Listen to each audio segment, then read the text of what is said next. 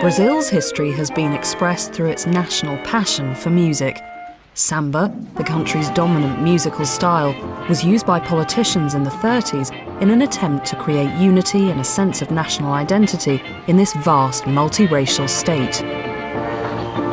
Regional musicians fought back, determined to promote a more down-to-earth image of Brazil. And in the 50s, Bossa Nova gave Brazil a new, sophisticated international identity.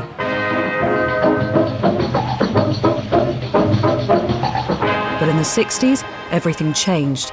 In an era of repression, music was to become a battleground in the new struggle to determine the identity of Brazil.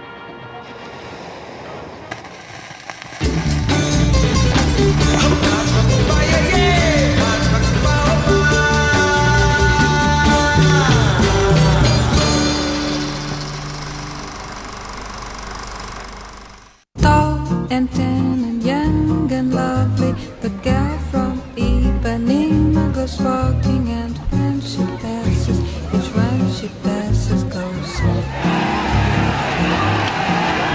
1964 was a strange year for Brazilian music. Abroad, the country's image was defined by Bossa Nova, and Astrud Gilberto's international hit, Girl from Ipanema, with its promise of an exotic, romantic land populated by beautiful women.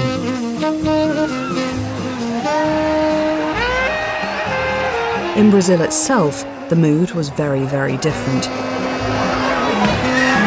On March the 31st, 1964, the military seized power. The man they overthrew, President João Goulart, had polarized the country by legalizing the Communist Party and visiting Cuba's new revolutionary leader, Fidel Castro. Goulart delighted the Brazilian left, but horrified many middle-class Brazilians and the Americans who feared that Brazil might follow the same path as Cuba. So there was relief in Washington when the soldiers took over, arguing they were saving Brazil from communism. Brazil would remain under military rule for the next 21 years. The military strike in '64 was the worst thing that ever could happen to this country, because until today, we have never recovered from that. It was bad times. But at the same time, I think that the opposite of that was that it was very creative. The military coup split the Brazilian music scene. Many leading Brazilian performers had left the country to take advantage of the continuing bossa nova craze in the United States. Those who remained were divided between musicians who ignored politics and left-wingers who argued that bossa nova should change to represent the realities of the new Brazil. The form was okay, but now we have to add something, and that was the content, some content in we just couldn't speak only about love and flower and the smile. Bossa Nova would only talk about the sea, and we thought that we should have more social content inside the lyrics.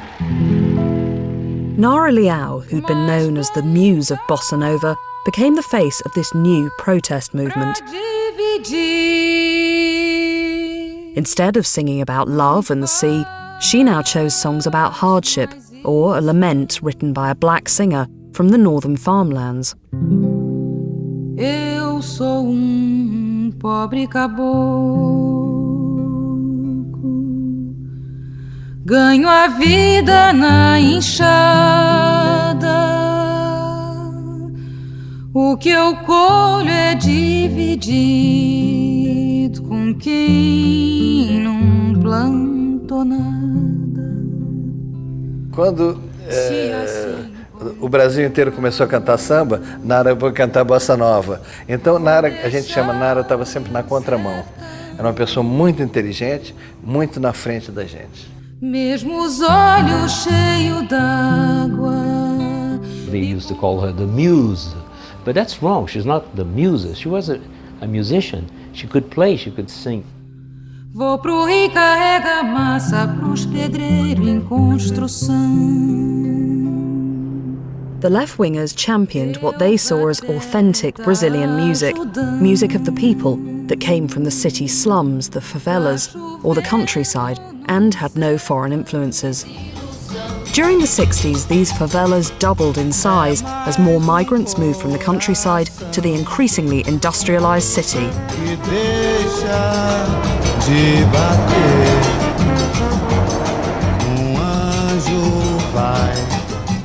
Modern samba was born in the poorer areas of Rio, and left-wing singers were inspired by the new Samba do Morro, samba from the hills that dealt with the harsh realities of life in communities where there were few facilities to cope with the newcomers.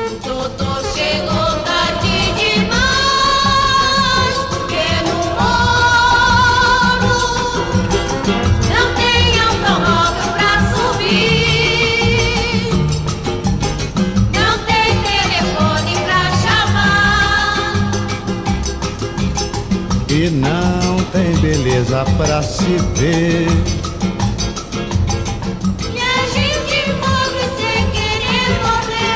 But a new and very different popular music was emerging in the working class areas of Rio that would bring Brazil new international attention and infuriate the left.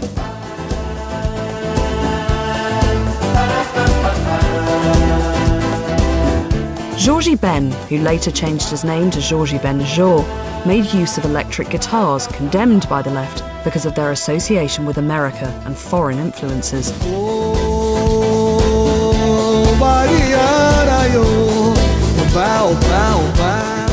But his songs would transform Brazilian music and have been continually re-recorded until the present day. Jorge Ben had started out playing bossa nova, but his first major hit, Mas Que Nada, mixed samba with maracatu, a rhythm from the northern countryside. Eu comecei fazendo samba misto de maracatu, que é ritmo que tem no Brasil, no Nordeste. Quando eu fiz o meu primeiro disco, que tem Mas Que Nada, que se chama Samba Esquema Novo. O primeiro, hoje seria CD, o primeiro LP, né? Porque nenhum maestro do Brasil sabia que ritmo que eu tocava.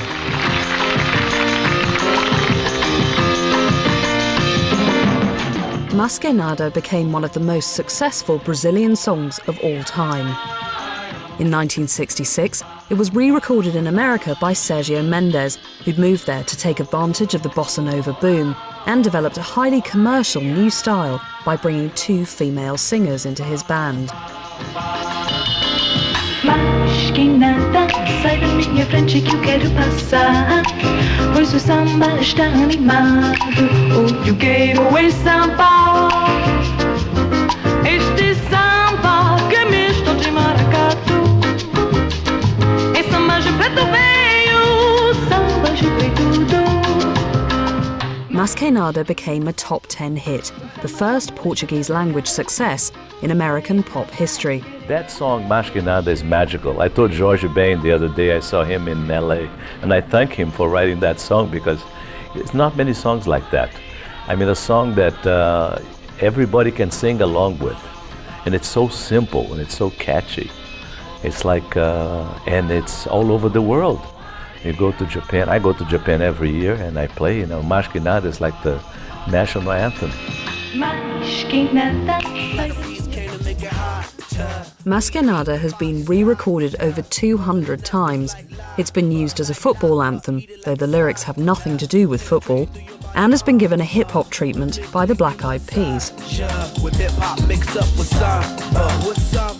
Mas Que Nada faz 40 anos agora nos Estados Unidos que saiu de lá para o mundo e cantado em português. Mas Que Nada não precisou versão para fazer sucesso nos Estados Unidos. Sergio Mendes remained in America to become Brazil's most commercially successful musician of the 60s. When the fashion for bossa nova finally ended, giving way to the English invasion led by the Beatles, he notched up another hit single with his own easy-listening version of the Beatles' Fool on the Hill, which he performed on the Andy Williams TV show. And he never gives an answer, but the fool on the hill sees the sun going down, and the eyes in his head see the world.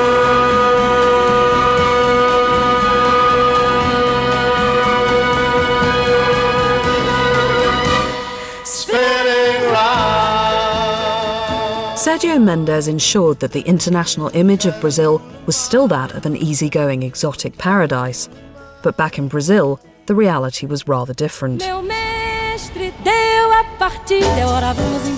Life was not easy. The soldiers had inherited serious economic problems, but the early days of the military regime were not as repressive as many on the left had feared. And there was a new form of mass entertainment, television. In the 60s, sales of TV sets in Brazil boomed, and the most popular programs included live music contests. These festivals were organised by rival TV companies in Rio and Sao Paulo, and were very different to Eurovision, for they featured the very best new singers in the country. They were also important because they coincided with a period when the military government in Brazil was trying to open up Brazil to outside investment. The military wanted to provide an image of Brazil that was progressive, that Brazil could take its part amongst the nations of the world. For the moment, at least, there was no censorship. The festivals included protest singers along with pop stars, and a new wave of singer-songwriters who were given the uninspired title MPB, Popular Brazilian Music, and included musicians who would dominate the Brazilian music scene for the next 3 decades. For the TV companies, the festivals were a massive success. People used to gather around in bars on street corners and watch the festivals in groups, because obviously not everybody had television sets. They were still quite expensive, but people would gather and they would support their own particular performer that they would support in much the same way that they would support a football team.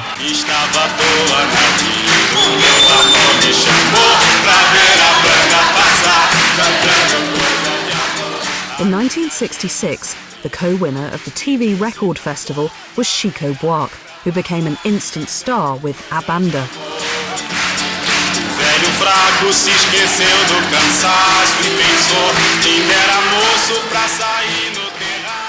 Buarque was praised by traditionalists as the heir to the great samba canção writers of the 1930s, but would become a symbol of resistance to the military in the repressive era that was to come. Today, he's recognised as one of Brazil's greatest lyricists. Chico Buarque é o cara. Eu achei ele maravilhoso.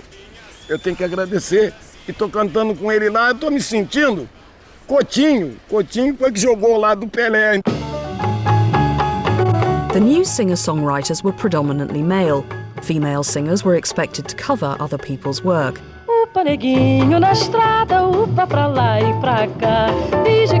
Elis Regina, Brazil's finest female singer of the 60s, became famous for a passionate interpretation of bravely varied songs that was very different to the cool approach of the bossa nova era.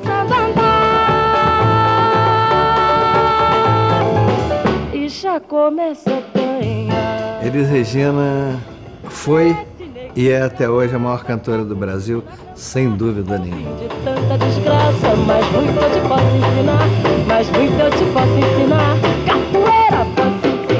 She was a typhoon, that woman. She was really something, you know.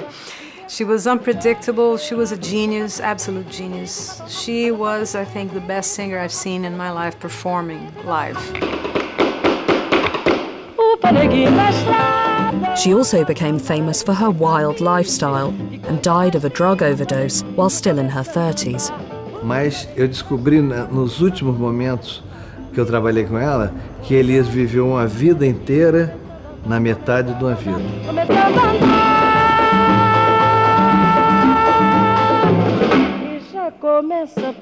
Elis Regina shook up Brazilian music. From 1964 to 67, she co-hosted a TV show which featured often controversial new songs and performers from the new MPB movement. Her guests included Joyce.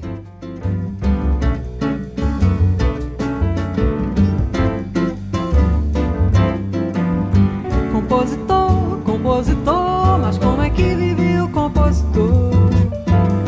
Sem ser showman, sem ser cantor, será que ele paga um lugar que alugou? Será que tem outra função e faz sua música se faz serão? Será que não? Será que dá pra dar pensão quando ele briga com o amor que inspirou a canção? Compositor, compositor, mas como é que vive o compositor? Que vai ser no fim do mês se ninguém gravar a canção que ele fez?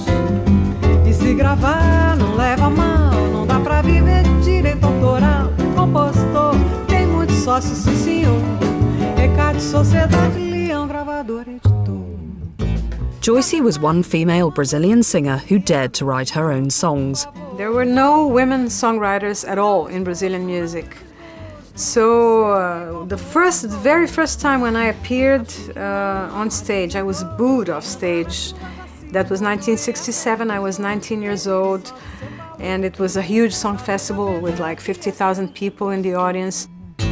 The first line of that song said, I was told my man doesn't love me. And that was it. When I said, my man, woo, prostitutes. It was 1967, but the 60s arrived a bit late here in Brazil.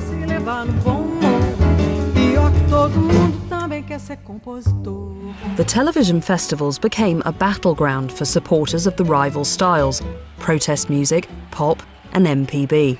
At the TV Record Festival in 1967, the audience was dominated by left-wingers, demanding what they regarded as authentic Brazilian songs. They even booed a protest singer, Sergio Ricardo, when he began to sing about football. Ricardo furiously turned on the crowd. Vocês ganharam! Vocês ganharam!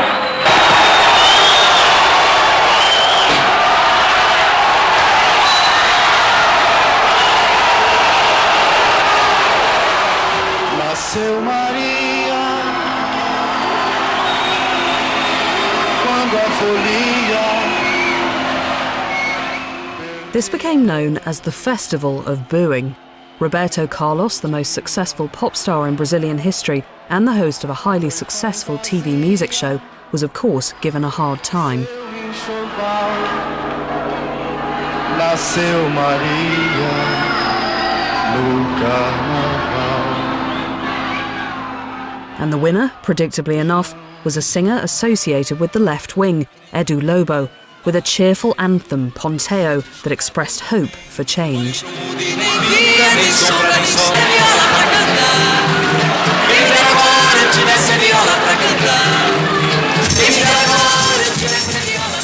The 1967 festival was most important for the emergence of Tropicalia, a brand new movement determined to transform Brazilian music.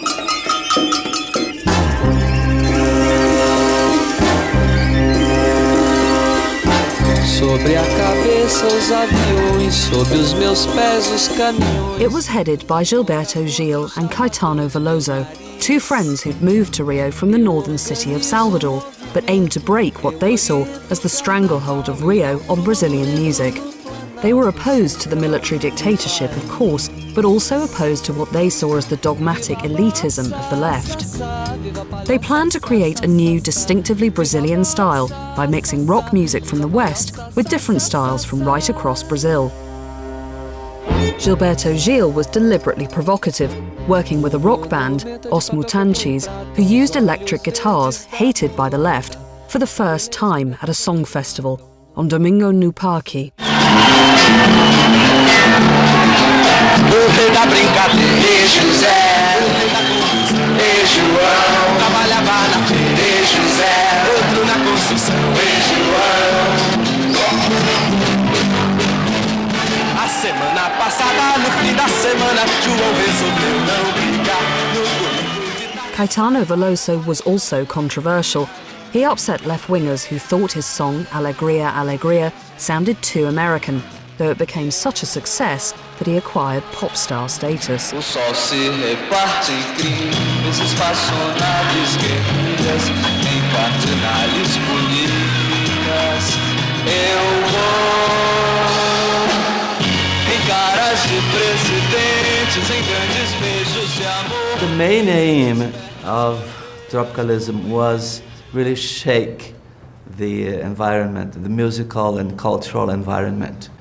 This small group from Bahia thought that the violence of our situation and the importance of mass culture had a lot in common, political violence and pop icons, It had to do with rock and roll. That's why we liked the Beatles, because they loved what had been up to that moment just commercial rubbish. with rock and roll and with the, pop music, with the Beatles and everything, we thought that we should just be sounding national, sounding Brazilian, but sounding global as well. Because of the dictatorship, we needed a strong reaction from the society in terms of enduring for freedom, for liberty, for freedom of speech, for circulation of ideas.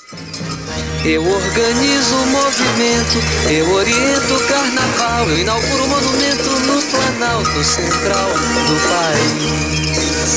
The Tropicalia movement included Gal Costa and Tom Zé, also from Bahia, along with poets, film directors and artists, all determined to create a new Brazilian style.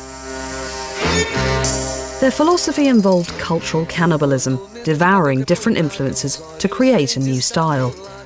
Those influences included Western pop, represented by the Beatles, pop art, the glamour and kitsch of Brazil's Hollywood star of the 40s, Carmen Miranda, music from the Brazilian regions, from the country songs of Luis Gonzaga to Bahia's Dorival Caymmi, and the classic samba of Paulinho da Viola, who sometimes appeared at Tropicalia events, as did yet another major Tropicalia hero and influence, the songwriter Jorge Ben.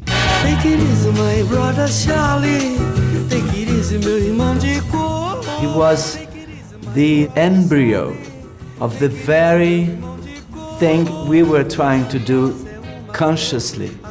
He had started with bossa nova and he had added rhythm and blues and rock and roll to his thing, and he had a new synthesis that prefigured everything that Tropicalistas wanted to do. Mandei fazer de puro aço luminoso punhal para matar o meu amor e matei às 5 horas na Avenida Central, mas as pessoas na sala de jantar são ocupadas em... The Tropicalia movement also had its own rock band, Os Mutantes, who later developed cult status in the West. We shot arrows everywhere, no aim. We were basically just having fun, and we were kids, and we just wanted to play rock and roll. Essas pessoas na sala de jantar, essas pessoas na sala de jantar, essas pessoas na sala de jantar, essas pessoas na sala de jantar, as pessoas na sala de jantar, as pessoas na sala de jantar, as pessoas na sala de jantar, as pessoas na sala de jantar, as pessoas na sala.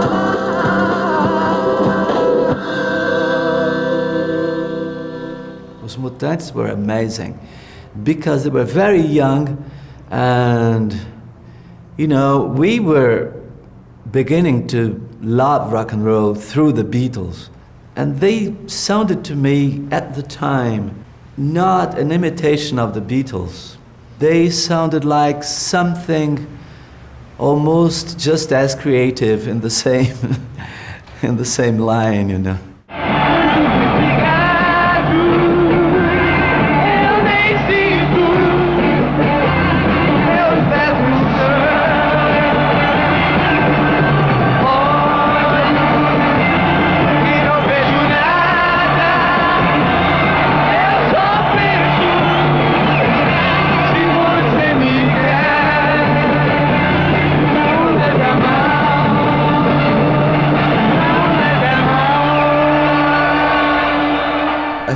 Playing exactly what the Beatles did. we thought we were playing rock and roll, I think Brazil is such a kaleidoscope of information, especially then. There was no information, so we used to pick up music from, thanks to BBC, via the short waves. And we used to get the Beatles, and all those cats, because there was nothing available. And so it was very hard to really understand what was going on. So we painted it the way we saw it. Tropicalia upset the military, the left, and survivors from the Bossa Nova movement who regarded these newcomers as decidedly inferior. But I don't think there is a blossoming of culture like in Bossa Nova. I don't call Bossa Nova a movement because there was no manifest, there was no intention. Everything was very spontaneous. But Tropicalia was a movement. They had a manifest. They had an idea in their heads. But the idea of Tropicalia never won anything, never went too far. The left-wing artists and critics, they reacted against us. They thought we were selling out, becoming commercial and approving the American imperialism through admitting mass culture, rock and roll, counterculture, and all of this stuff, you know, Hollywood.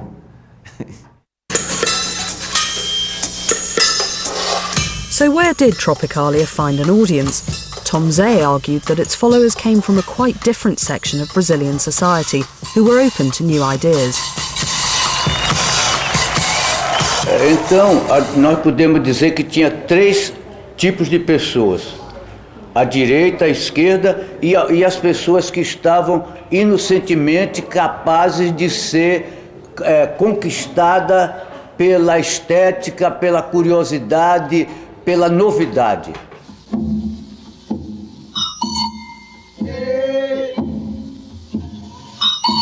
Essa terceira classe de pessoas foi muito importante porque foi ela que comprou o disco, foi ela que deu audiência aos programas.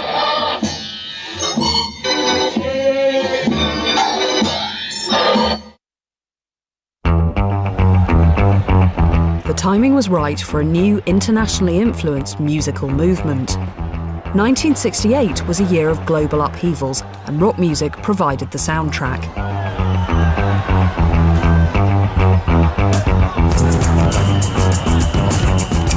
In communist Czechoslovakia, Soviet tanks rolled in to end Dubček's experiment in socialism with a human face. In Britain, as in America, there were violent protests against the Vietnam War. In France, student clashes with the police escalated into serious riots and even fears that the state itself was under threat. While in Brazil, there was also increasing chaos. The soldiers had originally promised that they would relinquish power in 1967, but they stayed on, with military hardliners determined to crack down on any form of opposition. On June 26, 1968, a mass demonstration, the March of 100,000, was held in Rio, organised in protest at the killing of a student shot by police. Caetano Veloso, Gilberto Gil, Chico Buarque, Edu Lobo, Paulinho de Viola and Milton Nascimento were among the musicians who took part. Os estudantes organizaram a marcha dos 100.000 de protesto. Eu estava acho que na primeira fila dessa marcha e foi uma coisa assim que me emocionava, como emocionou a todo mundo. E foi difícil, mas foi bonito, porque eu, por exemplo, não tinha visto até então o Brasil, tanta gente reunida pela mesma causa. A song by Caetano Veloso expressed the anger of the times and became a Tropicalia anthem, E proibido proibir, prohibiting is prohibited, a slogan taken from the student upheavals in France. The footage of him singing the song at the 1968 TV Globo Song Festival has been destroyed, but a sound recording still exists of Veloso attacking the audience for their musical conservatism. Mas é isso que é a juventude que diz que quer tomar o poder. Vocês não estão entendendo nada. Nada. Absolutamente nada. Quem teve essa coragem de assumir essa estrutura e fazê-la explodir foi Gilberto Gil. E fui eu. Não foi ninguém. Foi Gilberto Gil. E fui eu. Vocês estão fora. In December 1968, the confrontation between soldiers and protesters entered a new phase. The military government published AI 5, Institutional Act No. 5, which suspended habeas corpus, allowing houses to be searched without a warrant and anyone to be jailed without a reason being given. Torture became commonplace and thousands simply disappeared. The military didn't arrest left-wing musicians, but instead targeted the leaders of Tropicalia, Caetano Veloso and Gilberto Gil.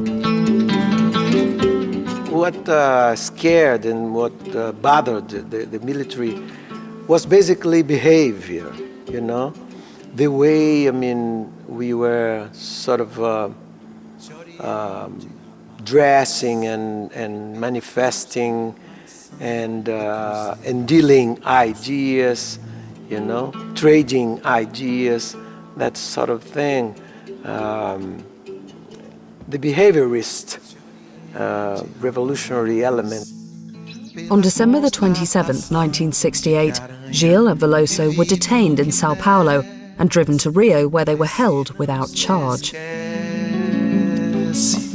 I didn't think they would put us in prison, you know. They told us the military authorities want to talk to you, to ask you some questions. And I thought they were going to ask us, why did you join the parades? Why did you do this or that? What does this mean? And I thought I would be able to answer all those questions without having problems, because we joined the parades, but lots of other artists in Brazil did so. Very well known with photographs, and they were, you know, hand in hand with us, you know, and they were not being put in jail. I was anxious to be out of that. I was a little depressed. I was a little concerned about my future. I was a little worried. I took it very personally. I had no time in prison to sort of think, okay, when we out of here, we should sort of connect, or we should sort of use this thing as a political background to make the movement grow or something like that. I was not political at all. I mean, being in prison, I was totally human. The two singers were questioned and told they were considered more dangerous than those involved in straightforward political activity. After 2 months in jail, they were taken back to their home state, Bahia. They brought us to Bahia, and we stayed here for 4 months. We could not leave the town, and we had to report every day to a colonel. And after that, they invited us to leave the country, and we decided to live in London. I'm wandering round and round, nowhere to go. I'm lonely London, London's lovely so. I cross the streets without fear, everybody keeps the way clear. I know no one here to say hello. Gil and Veloso arrived in London as exiles in 1969 and stayed for over 2 years. They became actively involved in the London music scene, and they both wrote and recorded in English. Caetano even praised the London police. A group approached a policeman. He seemed so pleased to please them. It's good at least to live, and I agree. In London, it was peaceful. No policeman would, you know, harass you in the streets. And music was very interesting. You know, that's where things were happening. You know, we loved the Beatles from here and the Rolling Stones, and we knew about, you know, Pink Floyd. We had heard Pink Floyd, other things, you know. Pop rock, British, especially Beatles and Stones and Traffic. You are the reason I've been waiting so long. Somebody holds the key. Well, I'm near the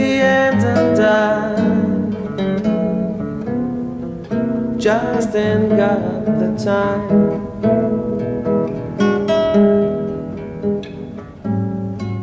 Well, I'm wasted and I can't find my way home.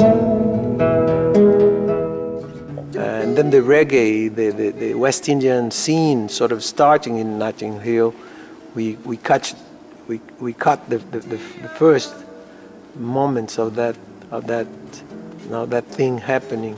So it was the right place to be. But still, first year I was mostly depressed.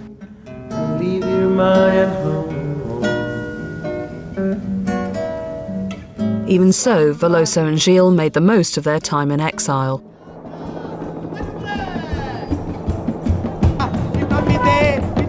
In 1970, they were among the crowds at the Isle of Wight Festival, where they were invited to make an impromptu appearance, accompanied by a group of naked friends draped in red plastic. We saw everybody who played there, from Bob Dylan one year to Johnny Mitchell and Jimi Hendrix.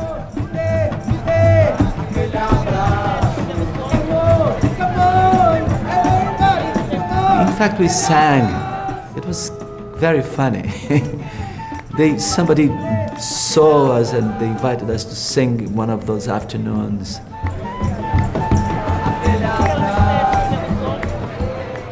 Já faz 3 noites que pro norte relampeia. In 1972, the Brazilian authorities finally allowed Veloso and Gil to return to stay. By the following year, they were both on stage at a festival in Sao Paulo, where Caetano Veloso sang an experimental version of a song by the Tropicalia hero from the Brazilian Northeast, Luis Gonzaga. Pro meu sertão, ai, ai, eu vou me embora, vou cuidar da plantação. Já bateu asas e voltou pro meu sertão. We did come back because the authorities had made clear that we were not going to be bothered. But there was censorship. It was still the military government. Concerts and recordings were only allowed if the songs had been cleared in advance by the military censorship board.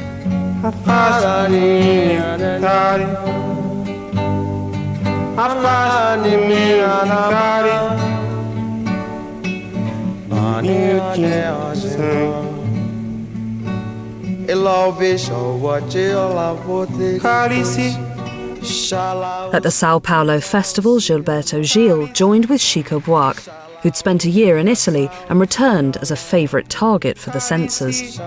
They sang a deliberately mumbled version of Calice, a Buarque song that had been banned and which played on the similarities in the Portuguese words for goblet and shut up in order to attack military oppression. Cálice, cálice, cálice, cálice, Pai, afasta de mim esse cálice. As they were singing, Chico Buarque's microphone was suddenly turned off.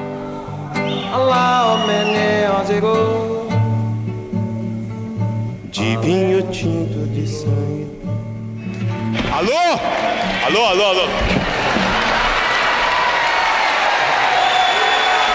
Every major songwriter in Brazil now faced censorship. It was really a very hard time to be a songwriter. On the other hand, it was a very interesting time too, because people had to find creative ways to fool the guys, you know, and they did. We all did. We became like the metaphor kings and queen, you know. Everybody wrote metaphorically. Other people did it better than I did, like Chico Buarque, he was the best. And then they were totally scared about him.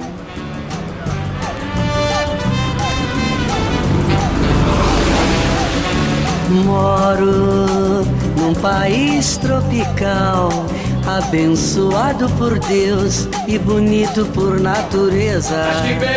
But for those with money, life in the military era was good. This was a time of repression, but also a boom period for the Brazilian economy. There was a growing gap between rich and poor, but for many Brazilians, this was still the country blessed by God, celebrated by Jorge Ben in his cheerful anthem, País Tropical. And yet, amazingly, even this song was censored.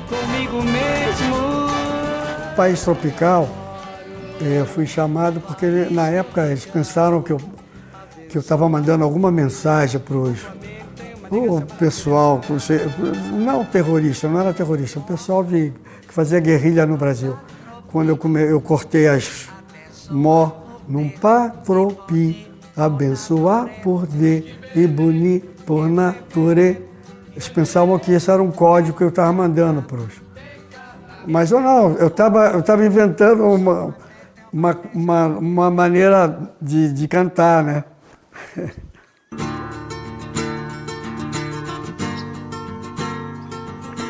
Com sol e chuva, você sonhava. The musician who arguably suffered the most under the military regime in the 70s came from the mountainous region of Minas Gerais to the north of Rio. Milton Nascimento was one of the new singer-songwriters helped by Elis Regina, who'd first recorded his songs.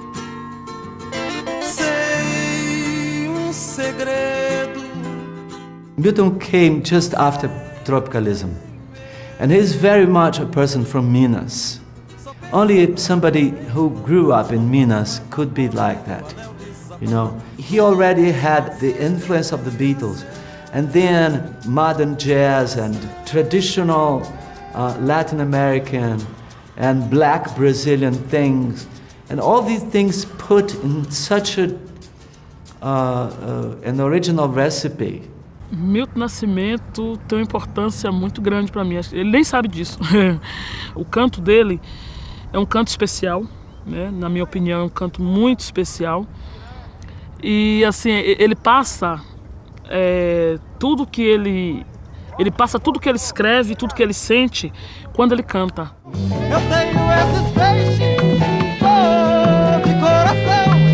Eu tenho essas cartas de coração. Milton Nascimento had taken part in the March of 100,000, like Veloso and Gil. But he remained in Brazil throughout the military era, despite continual battles with the censors. Ficou difícil de trabalhar aqui. Eu, por exemplo, eu tive um disco, Milagre dos Peixes. As letras foram para censura, foram todas censuradas, e a gravadora falou, grava outro disco. Aí eu falei, não, eu vou gravar esse disco, sem as letras, e usando a minha voz como instrumento. Aquilo é uma demonstração política.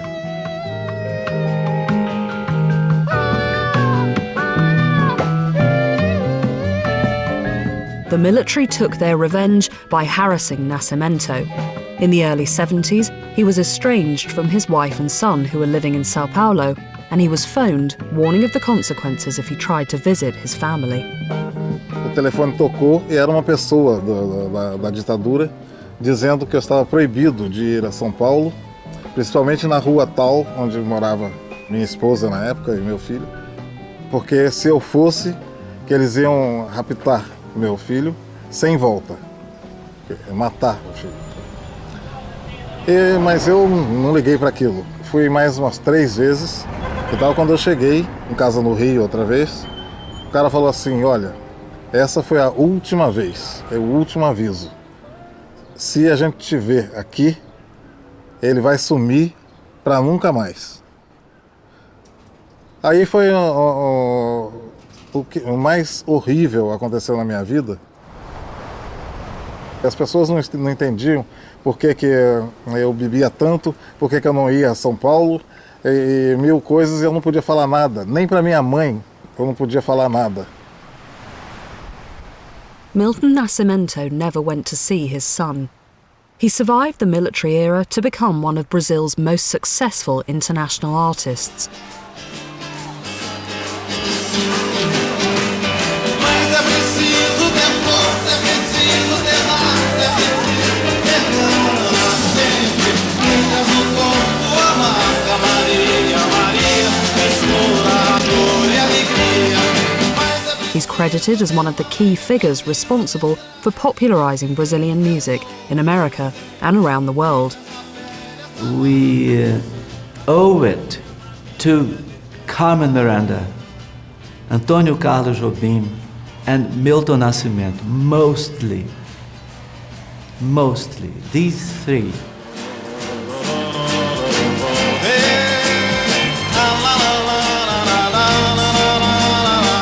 Other musicians escaped censorship and harassment in the military era. Among them, arguably the most famous Brazilian of all time, both at home and abroad. Pelé is celebrated for his genius as a footballer, of course, but he's also a singer-songwriter. Quem é você? Você quer ser eu, e eu quero ser você. Mas quem sou eu nesta vida? Quem é você? Você quer ser eu, e eu quero ser você. Eu, particularmente, eu não gosto de fazer uma comparação o Pelé compositor com o Pelé jogador. Eu tenho várias músicas gravadas com Sérgio Mendes, né, o Gilberto Gil, mas eu acho que o Pelé foi um presente que Deus deu para ele, dom de jogar futebol. Isso é uma coisa de Deus. E o Pelé compositor, aí é uma outra coisa. In 1969, Pelé was honoured by the military government for scoring his 1,000th goal at a special ceremony in Brasilia. And in the same year, he made his first record, a duet with the great Elis Regina. Você chegou, foi recebida de braços abertos. E a Elis Regina, na época, ela estava muito bem, estourando. Aí eu falei, não, você está brincando, você não vai dizer que vai gravar uma música minha. Ela falou, não, eu não vou gravar uma música sua, você vai gravar comigo. Pelé and Elis Regina's records were produced by the bossa nova star Roberto Menescal. Pelé foi talvez o maior jogador de futebol do Brasil, né? E um dos piores músicos do Brasil. Football songs are one of the great specialities of Brazilian music. Most of the great singer-songwriters have written about the country's favourite game, from Chico Buarque to Caetano Veloso. And in the military era, even football songs could be used to put over a message.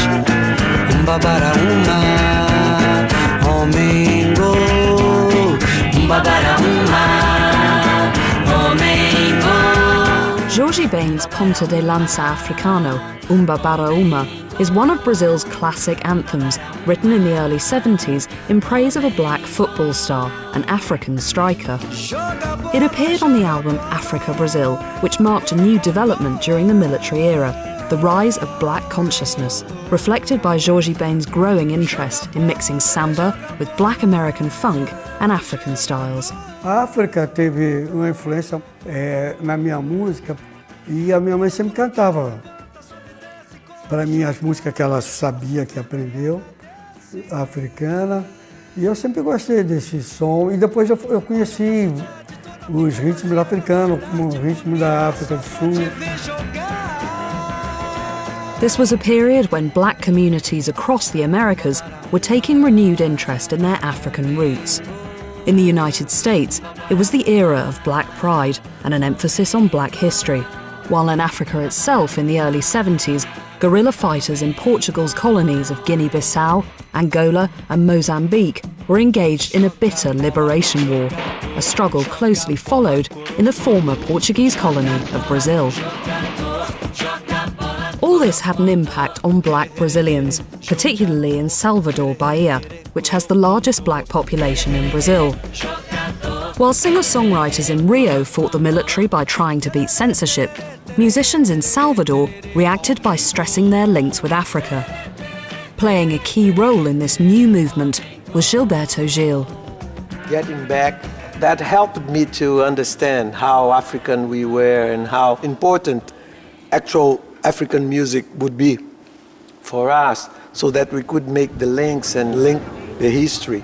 The exile helped me a lot to identify Africa, you know, in Brazil and Africa in Brazilian culture.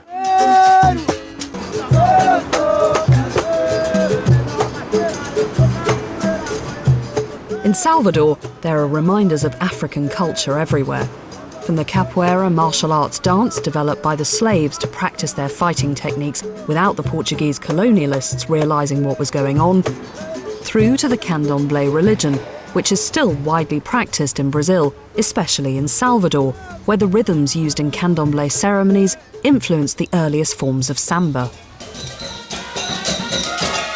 On his return from exile, Gilberto Gil sought out Filhos de Gandhi, the sons of Gandhi, the most colourful candomblé practitioners in Salvador.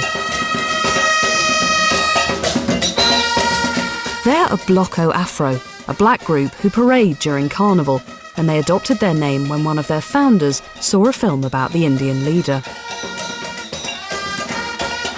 No grupo tinha cidadão por nome Vavá Madeira.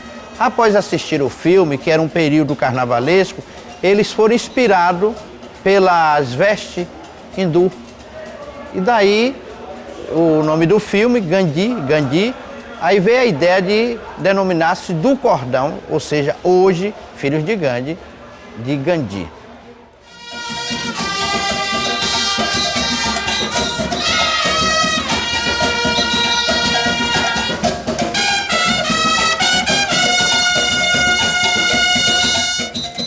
In the early 70s, when Gil met them, Filhos de Gandhi were in a bad way.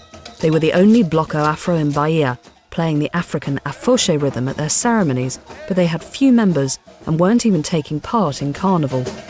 Gil joined the group and brought them new fame and popularity with a song about them that he performed with Jorge Ben.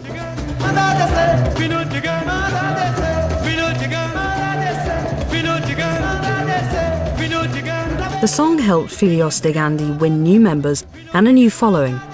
Ele foi importante para a Bahia, para a musicalidade, que eu diria assim, brasileira, e ele foi muito importante para a própria época, porque ele foi dos que veio com seu grito de independência. In the military era, the resurgence of a black religious carnival group like this was seen as a sign of resistance in Salvador. Tudo era censurado, mas já a partir daquele momento, a musicalidade, digamos assim, a sua interpretação, a sua composição, já era sinônimo de grito de independência.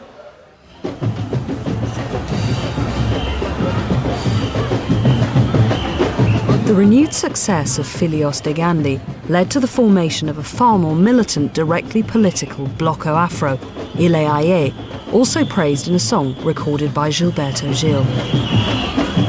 Since the days of President Vargas back in the 1930s, Brazil had prided itself on being a multiracial state. But in Bahia, as in other black communities, there were continuing complaints of discrimination. Ile Aye started in 1974 with the aim of mixing music with a campaign to promote awareness of black history and links with Africa, and only black Brazilians could join. Era momento muito difícil no Brasil, né? Tinha uma ditadura muito forte aqui, militar, você simplesmente se sumia, né? Qualquer movimento diferente, seja chamado de comunista, de vermelho, essas coisas, como nós fomos, né? Tivemos uma reação muito forte da mídia, né, no momento, mas aconteceu também um despertar muito forte de negritude, né, do sentimento de negritude. Na verdade, ele foi a grande revolução que aconteceu nos anos 70 aqui. Nós somos uma entidade política cultural. Só que na Bahia, a forma de atuação, a nossa é mais eficaz, porque nós fazemos política através da cultura. The rise of black consciousness was matched by new musical styles. In Rio, the emphasis was on American soul and funk, but in Salvador, the new fashion was for reggae, promoted by Gilberto Gil, who toured with the Jamaican reggae star Jimmy Cliff.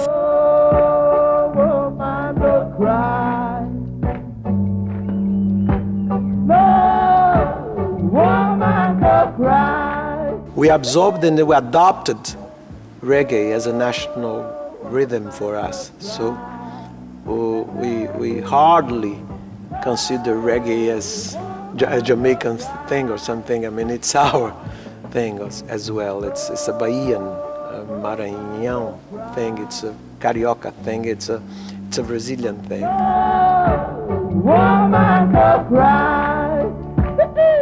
The Jamaican reggae hero Bob Marley also became a Brazilian hero. A street was named after him in Salvador.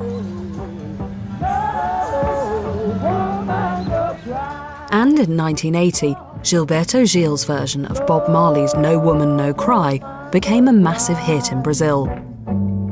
In the same year, Bob Marley himself came to Brazil for the first and only time, not to perform, but for a brief visit that included a football game in Rio with a team featuring the football-obsessed Chico Buarque.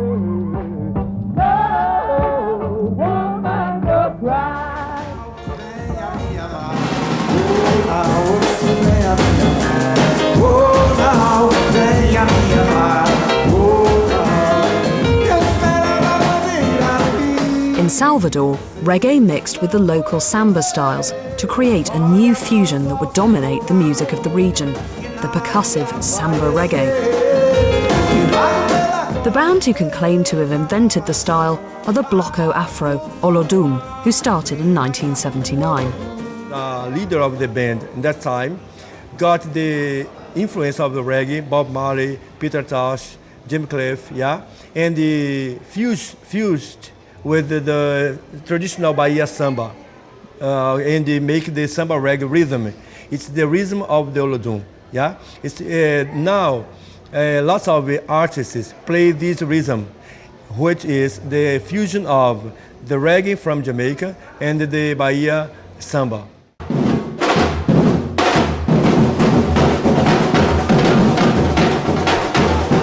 Olodum became the most commercially successful Bloco Afro in Salvador, and indeed Brazil, and have long outlasted the military era. The soldiers who had ruled Brazil since the 60s finally stood down in 1985, giving way at last to a new civilian government, headed by President José Sarney. Gilberto Gil, the singer they'd jailed and who would later become a government minister, started 1985 playing at Brazil's biggest ever music festival, Rock in Rio.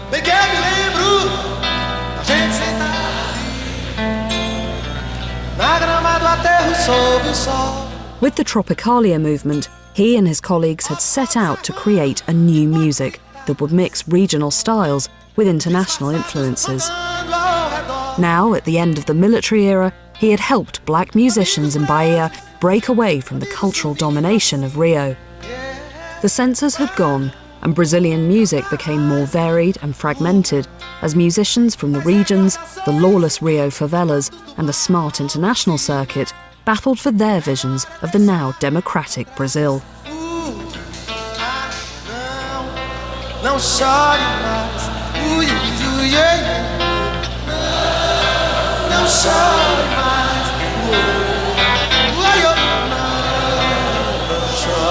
não chore menina, não chore assim, não chore mais.